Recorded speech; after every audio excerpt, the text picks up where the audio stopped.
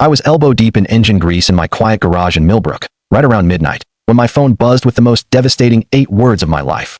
I want an open marriage with your brother. This isn't negotiable.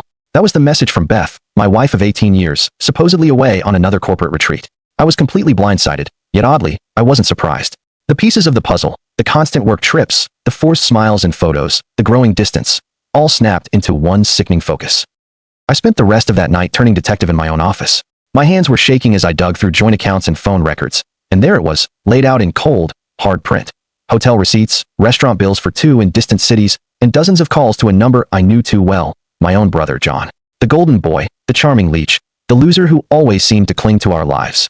John, the man Beth had been sleeping with for 7 months while I built a house and a business for her. When I confronted her upon her return, using the corporate buzzword she loved, honesty and growth, I cut her off. I didn't want explanations. I simply wanted her out. I told her to pack a bag and leave, choosing the path of consequence over her twisted idea of a mature arrangement.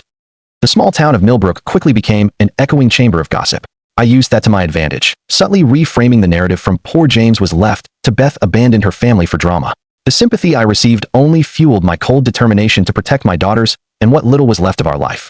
I immediately changed passwords and accounts, cutting her off from the funds she had been using to finance her affair. The custody battle was the real war. Beth's lawyer painted me as an emotionally distant husband, but my lawyer, Tom, had the receipts. The hotel bills and the timeline of her betrayal were damning. But the absolute hammer blow came from her own best friend, Candace, who couldn't stand by and watch her friend ruin her own children's lives. Candace, meeting me in secret, dropped the bomb.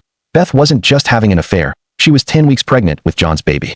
This changed everything. It proved an overwhelming level of instability and desperation. In the courtroom, it was brutal. Beth was forced to admit to the lies, the financial misuse, and the plans to flee the state. Then came my eldest daughter, Becca, who stood before the judge, more poised and mature than any adult in the room, and declared that her mother's choices were gross and had broken their family.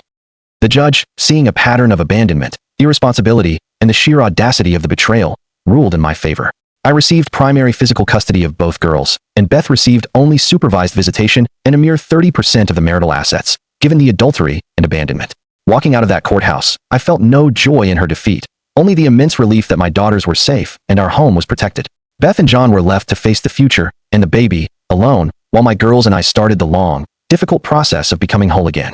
The question is, considering Beth was pregnant with John's child, was her final desperate plea for an open marriage truly a genuine attempt to keep the family together, or just a calculated way to secure financial stability for her new life? Thanks for watching, and don't forget to subscribe to the channel and leave a like. Share your thoughts about this story in the comments.